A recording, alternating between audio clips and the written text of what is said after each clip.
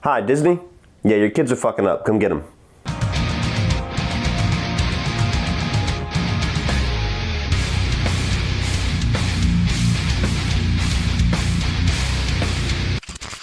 So Dark Phoenix tells the story of the X-Men forced to pursue one of their own when Jean Grey in an accident becomes extremely powerful and unhinged. Well, that's it, guys.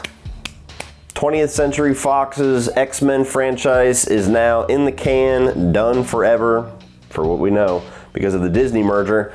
This is it. This is the last Fox X-Men film, and it is a reattempt at the beloved Dark Phoenix storyline from the comics. They tried to do it with X-Men 3: The Last Stand, failed pretty badly with that one. You have longtime X-Men producer and occasional writer Simon Kinberg, who's doing his directorial debut with this one, here to take the beloved story of Dark Phoenix and finally do it right and end the X-Men franchise on a high note.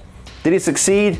No, he didn't. Now let me set the stage for where I am as far as an X-Men fan, because unfortunately with these rival comic universes you have going on, you kind of have to set the stage for where you are with your fandom. I am a huge fan of what Fox has done with the X-Men franchise. They've had some shitty movies, correct, they have. But some of their movies like Logan, like Deadpool, like X2, in my opinion, are some of the greatest comic book films ever made, period. And I quite enjoy even films like Days of Future Past. I still like the first X-Men quite a bit. There's very few Fox X-Men films that I straight out dislike. So I was somebody that was anticipating this movie. I was somebody that actually wanted this story to be retold and told right. I'm somebody that mostly enjoyed Apocalypse, though while I saw it was a big step down from Days of Future Past. I wanted to see the continuation of this new, younger version of these beloved X-Men characters. I was excited for Dark Phoenix. Unfortunately, throughout the production of this film, it got delayed. There was reports coming out that there was huge production problems. The script was a mess. Simon Kinberg was dropping the ball left and right. I had no expectations whatsoever by the time this thing actually came out in theaters. And I walked into it kind of knowing that it was probably going to be a disappointing movie. And it was. I mean, it's not nearly as bad as some people are making it out to be. It is not the worst X-Men film. Anybody that thinks this is the worst X-Men film needs to rewatch X-Men Origins Wolverine. Like, tonight. Because that is bullshit. But this movie is not good. It's not up to the standards of what this franchise can do, and it's certainly not a good note to end on. But let's get into all the nitty-gritty. So, the positives of Dark Phoenix. The biggest thing that I think most people will agree on when you walk out of Dark Phoenix, the best thing about this movie is Sophie Turner and her performance as Jean Grey. This is a really good actress. She was one of my favorite parts of X-Men Apocalypse. She was one of the parts that one of the characters that I actually wanted to see in additional movies. I thought she was one of the best casted characters in that film, and she really grows into the role in this film. She's a little bit more mature. This is taking place like 10 years afterwards, and we'll get into that. But she's a more mature version of Jean Grey. The movie kind of allows her to have different aspects of the character, kind of the kind, good-hearted, X-Men, the one that goes out and tries to save the world. The relationship with her and Scott Summers is really good in the beginning of the film. And then these powers come about. Then she has like all this unlimited energy she doesn't know what to do with, and you get to see more of the dark, sinister edge, a little bit more of the badass in her. And she handles both sides of the character very well. You know, this is a girl that did very well with Game of Thrones. Now that Game of Thrones is over, and now that this X-Men universe is over, I really do hope that we get to see her in more movie franchises, because she's damn good. Something's happening to me. When I lose control, bad things happen. But it feels good. The third act of this film, which apparently was almost completely, if not entirely, reshot. This is one of the reasons why this film got delayed almost a year. There's a pretty cool action sequence involving a train in this. It's not one of the best sequences that I've ever seen in the X-Men franchise, but it is certainly the most exciting scene within this film. And there's some cool things going on, namely with Magneto. Once he's kind of, not to spoil what's going on in the scene, but once he's kind of unleashed in the scene and you get to see how he's manipulating the metal with these trains and everything to take on certain villains, it was a cool sequence. And I will say, while the overall movie I don't think was a home run, I do think they did pay better respect to the Dark Phoenix saga and the Dark Phoenix struggle within Jean Grey than X-Men The Last Stand. And X-Men The Last Stand, that whole storyline was relegated to like a subplot. Famke Janssen, I don't even think, had maybe 1 or 2 lines in that entire film. This, you actually get to explore the character of Jean Grey. So on that one aspect of what they were going for in retreading this storyline, I feel like they did succeed a little bit more while not being completely successful. Now let's move on to the mixed aspects, and I gotta be honest, this is probably a movie that most of my feelings are mixed with it, because this is a film where there's not like extremely terrible, laughably bad things in it, but there's also not like extremely awesome, badass, standout moments in it either. Like the entire movie just kind of feels in that middle ground area of it's okay, which sometimes is worse than a bad movie, because at least the bad shit is more memorable, but nonetheless, there's a lot of things that I'm mixed on with this. And unfortunately, one of them is basically the performances and the utilization of every other character in the film. Yes, even Charles and Eric, the 2 characters that are like the big standout performances from all of these first-class films. They're always the ones you can rely on. James McAvoy is incredible, and Michael Fassbender is equally as incredible. Like they do just as good as Patrick Stewart and Ian McKellen did in those roles while being completely different. They're not bad, but they're not great in this movie either. This is clearly like their weakest utilization and their weakest performances in the 4 films that they've been in. Charles, which is mostly a writing issue, they do a lot of things with his character that feel like a betrayal of the character. You don't even really like Professor X a whole lot in this movie. They kind of make him a bit of a selfish dick, and that's 100% opposite of what this character is and what this character should be. So the whole film, you're kind of like, I don't understand what you're trying to go for with Professor X here. And a lot of the things too, as far as like his character arc, if he even has one, is a complete retread of the first half of what he went through in X-Men The Last Stand. You get to Magneto, and it's wash, rinse, and repeat of what we've seen Magneto do for the past 3 or 4 films. He's in hiding, some event brings him out, brings a little bit of that passion back for what he wants to do to kind of get his agendas out there. He starts doing some evil shit and tells Charles to shut his mouth. That's basically what Magneto is utilized to do in this film yet again. Even though in the last one they shook hands and we're friends finally, even though I keep screwing you over in the next one. Then you get to other characters like the rest of the X-Men that is the younger cast, like Scott Summers and Cyclops. Once again, pushed to the background. He's there to look sad because Jean Grey is off in the world without him, and that's about it. And he has a line in this film that is, I would say cringeworthy, but it's more laugh-worthy than cringeworthy. It's Scott Summers trying to be like the badass. Like, it's a line that you would give Wolverine, but they gave it to Scott Summers, and it does not play well. Beast goes through a pretty big transition as far as his motives and his allegiances in this film, and that didn't really feel earned or explored. It kind of felt like they just threw it in there for the sake of it. Wasn't invested in any of that character growth or character decline at all. You get characters like Nightcrawler, who's pretty much just here, not really utilized in an interesting way, especially not anywhere close to the way they utilized him in X2. Mystique. Now this is something that I have ranted on quite a bit in all of these first-class films. Mystique was never and should never be the focus of these films. And that was just because they cast Jennifer Lawrence, it was like they were locked into making Mystique this huge piece of these movies.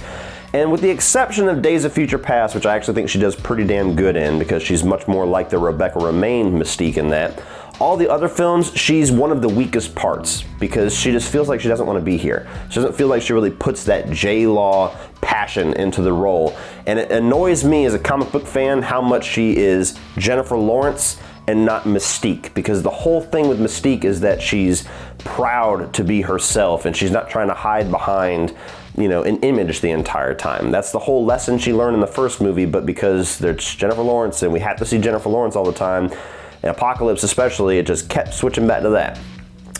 Luckily in this, and if you want to go into this movie completely blind, do not listen to what I'm about to say. They led the marketing with this, so I don't consider it a spoiler because they wanted you to know this going in, but being that she's not very prevalent in the film because she's killed off after like the first act, it's not as bad as some of the other films. For what she has to do here, she's decent enough at it. But it just still feels like the whole second and third act of this film is all revolved around the death of Mystique and the ramifications that that has for Charles and especially Eric and Beast. And it just, once again, it's like, this is about Jean Grey. This is not about Mystique. Nobody gives a fuck about Mystique dying. I'm sorry, nobody does. This is about Jean Grey, this is about getting Jean back, pulling her back from the darkness, trying to utilize this power, trying to figure out what kind of evil has taken a hold of her. Nobody cares about your tears for Mystique. And while I'm on the subject of Mystique, let's go ahead and transition into the negatives. And one of the negatives is the writing, which unfortunately is in the hands of Simon Kinberg yet again. This is his baby, this is his script, this is his directorial debut. He is the one to blame for any script issues or directing issues. There's nobody else you can put in front of him. This is Simon Kinberg's fuck up. The script in this movie is amateurish at best. Like, it just constantly tells you things. Like, it's all exposition dialogue. We should go to this place, and then the movie just goes to that place. You have dialogue scenes, which is like the most basic setup dialogue scenes that you can imagine. Not really any flair there. Again, just directorial debut rookie mistakes, which unfortunately come with the territory. That's why you don't take a gigantic, epic, big budget film as your first directorial debut, because very few people can succeed with that. But going back to the script, while I was talking about Mystique, there's just lines given to characters here that don't feel organic at all. They don't feel earned, they don't really land that well, and there's one delivered by Mystique, which is a total like female empowerment line that is just bad. And it's not, I have nothing against female empowerment, I have nothing against social justice or anything like that. I'm not one of those guys that gets annoyed or pissed off anytime anybody tries to have any kind of social issues in their movie. Not what the problem is. But there's a line in this film where she literally looks at Charles and she says, "And by the way, the women are always saving the men around here. You might want to think about changing the name to ex-women." and I have yet to find a single person that did not walk out of that film and almost immediately bitch about that line because of just how bad it was within the context of the film. Like, the scene immediately preceding it wasn't just Jean Grey doing things to save people. There was also Nightcrawler, who was doing most of the heavy lifting with all this kind of stuff. And then you have the perspective of Charles, where it's like, okay, Mystique, I'm pretty sure I've saved you and my X-Men have saved you multiple times throughout the past 3 films, including that entire stretch where you were like a murderous vigilante. So pump the brakes on that shit a little bit. It just felt thrown in because of all the trouble they got into with X-Men Apocalypse, where they had the poster where Apocalypse was holding up Mystique and choking her, and it was like the powerful man holding down the weak woman or something. I thought it was a ridiculous controversy, but it felt like a response to that. And there's moments in this film where, you know, that was one of the big ones, but there's moments where line delivery, like that one, like the Scott Summers trying to be a badass, and some other ones that it does not feel like something these characters would say. It feels like somebody wrote some shit on a page and told them to say it, and that takes you out of a film. And getting into the story, which is another issue with the script, this literally is X-Men 3 The Last Stand, as far as the major bullet points of the plot, just tweaked a bit. There's no Cure storyline, there's not nearly as many X-Men involved with the storyline, and there's some aliens and some other stuff kind of mixed in to make it a little different, but the major plot beats, as far as like Charles meeting Jean Grey as a young girl, Charles suppressing some really bad memory or bad part of her past to kind of protect her while also kind of control her, and her figuring all this out. Like, there's the whole thing with Magneto coming into the mix. There's so many things about this film that feels been there, done that. And that's not good for a final film for your franchise, because I understand there's key things in the Dark Phoenix saga that you're gonna have to retread, but this really feels like Simon Kinberg dusted off his script from X-Men The Last Stand, edited a few paragraphs, and turned it in as a first draft. It does not feel like they went back to the roots, went back to the comics, and really started from the ground up to have this whole new interpretation and true allegiance to that storyline. It honestly just feels like Simon Kinberg said, okay, let's just go back to X-Men The Last Stand, fix a couple of the minor details and the side details that people really hammered down on with that film, and we'll just kind of shift a few things around, and hopefully they don't remember that film quite as much and we can relive all this again. Well, we remember. Okay? People don't forget. Which ultimately leads to the reason why this film feels kind of bland and middle of the road and kind of monotone and flatline through most of it and just passionless, because every single little detail that this film presents, we've not only seen before in this franchise, but the majority of them we've seen done better in this franchise. So even the high notes of this movie don't feel like high notes, because we've seen that exact same thing better before. And the last thing that I just have to speak on, and this will be the section that might get me into trouble in the comment section, because some people will call it nitpicking, some people will call it continuity, and you know, people like to harp on me that I like script continuity and I like things to make sense. Well, within certain movies it kind of makes sense to have things make sense, and there's things in this film that will catch your eye and will be kind of a logic issue. And if you can just kind of put blinders on, then fine, whatever. If it was a great movie, I wouldn't care, but because there's things that they screw up on time and time again throughout the runtime of the film, these other little details will annoy me when I rewatch it. For instance, you have this whole thing in space, which you see in the trailers when Jean Grey is stuck in this space shuttle and this space aurora borealis thing gets inside of her, which kind of ignites the Phoenix powers. First of all, continuity, she already had the Phoenix powers in Apocalypse. They show it pretty damn clearly when she takes on Apocalypse. So you didn't need that shit. You could have just take this movie and made it a couple years after Apocalypse, where she's been struggling with these powers that she unleashed with Apocalypse. No need for this entire first act in this space shit. Comic books, I understand, but the previous movie already established this. Aside from that, you have this whole thing where the only reason she's stuck in the space shuttle is because Nightcrawler can't get to her fast enough to get her out. Motherfucker, you're a teleporter. Teleport. That is literally your power, is that you do not have the inconvenience of not getting somewhere fast enough. Where's Jean? Where is she? Jean! There's a sequence later on in the film when Jean Grey starts to unleash her powers and toss around some cop cars and float in the air and really start wreaking some havoc in a full subdivision neighborhood where apparently nobody is home because not a single person but X-Men comes out to look to see what the hell is going on with all these explosions and cars going off. And look, as far as the timeline goes, I understand that Fox does not give a damn, okay? You walk into 20th Century Fox, you walk to their Marvel division or their X-Men division or the office where the scriptwriters are, whatever little room they go to write X-Men movies, and you will see a gigantic banner on the back wall that says, "Fuck continuity." I get it. They have never been consistent with continuity. But with the good films, you can ignore certain things. With films that aren't quite as good or mediocre like this one, continuity errors annoy the shit out of you because they're one other thing that stand out in a film where a lot of things are standing out. At the end of Days of Future Past, everything was hunky-dory at the end of it. Like, Wolverine went back. Charles, everybody, all the X-Men were back together. Scott Summers was there. Jean Grey was there. All these other characters. Everything was back to basically normal for what we knew normal to be. That is the end destination. That is the timeline that these first-class films are locked into leading up to. That is the sense that they have made out of time travel in that film and the timeline they have set up throughout that.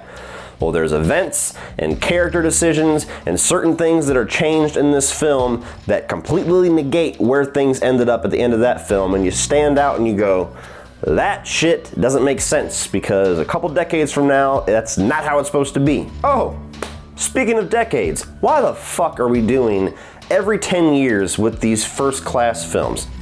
I don't understand that creative decision whatsoever. You had First Class, which was like at the end of the 60s. You had Days of Future Past, where he went back to the 70s. You had Apocalypse, which was in the 80s, which at least utilized the 80s setting well with the pop culture references and the Metallica music and stuff like that. Didn't mind that one so much. Now you fast forward this one, which is in 1992, which is like 9 years after the date that Apocalypse was. Why? First of all, it doesn't make any damn sense because every single one of these characters does not look 10 years older than they did in the last film. They look 2 to 3 years older. And story-wise, what is the benefit of doing every decade with this stuff? Because it's like, okay, once every 10 years some shit happens. Other than that, everything is great. That doesn't make any sense. And it doesn't make any sense how James McAvoy is supposed to look like Patrick Stewart in less than 20 years. It doesn't make any sense how Jean Grey still looks like she's in her early 20s when she looked like she was in her early 20s in the last film. And as far as continuity with the story, like I said, they had the whole Phoenix power with her right there at the end of Apocalypse. There was no need to go 10 years into the future. It just messes things up. Tiny little decisions like that.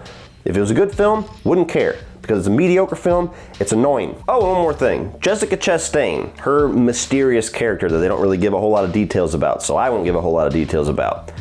Pointless, useless, unmemorable. How unmemorable, you ask? I was actually halfway through editing this video and realized that I forgot to mention her. That unmemorable. But anyway, I'm done ranting on the whole thing. Guys, look, at the end of the day, it's just a mediocre X-Men film. It's not terrible. It's not even really a bad film. It's just an okay film, which, like I said, sometimes is worse than being a bad film, because there's just everything in this film is just okay, where you can almost watch some of the bad films for the enjoyment of seeing how bad it is. So I don't know, honestly, at this point, if I prefer this to X-Men The Last Stand. I need to rewatch The Last Stand, because The Last Stand had much worse things in it, but there's also a lot of moments in The Last Stand that was much better than anything you will get out of this film, aside from maybe Sophie Turner's performance. So as far as comparing those two films, I don't know yet. Stay tuned for my ranking. You'll get my official answer. I need to rewatch the film. As far as a spoiler talk, I am going to do a spoiler stream with CP from Willis Credia, probably on this channel, likely tomorrow. So keep your eyes peeled for that. But just final thoughts, guys. It's an okay X-Men film. It explores a storyline that we've already explored. There are some decent character moments here and there, with one standout performance of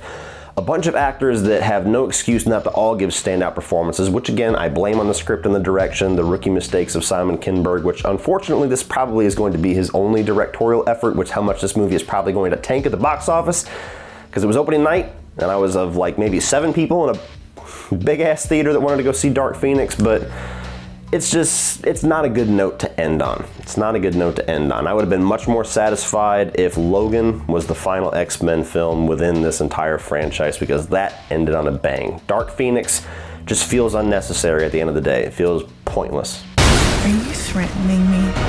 That's right. That would be a bad idea.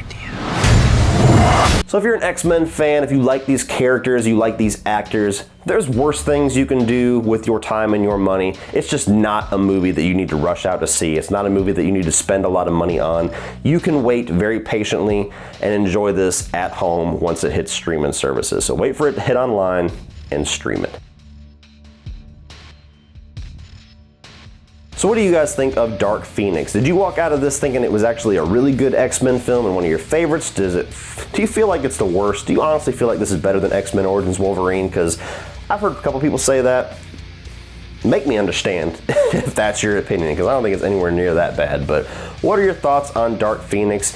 Are you looking forward to Disney and their new take and putting the X-Men into the MCU, or do you feel like they should still keep the X-Men separate? How long do you think before we're going to see an X-Man in the MCU? Let me know your thoughts down below, please, and we will talk about Dark Phoenix and the rest of the X-Men films. And keep an eye out for that spoiler stream and my ranking both this weekend. So let me know all that stuff down below, guys. Also check down below in the video description for social media links like Facebook, Instagram, Twitter, Spreadshirt for Cody Leach merchandise and other things like that you will enjoy, t-shirts, mugs, all that cool shit, and my Patreon page, which is a great way to give back to this channel, help this channel grow, and get cool exclusive content for your eyes only. So please like this video, hit that subscribe button if you're not already a subscriber, and if you guys want to check out some more of my videos, you can check out a few more by clicking right over here.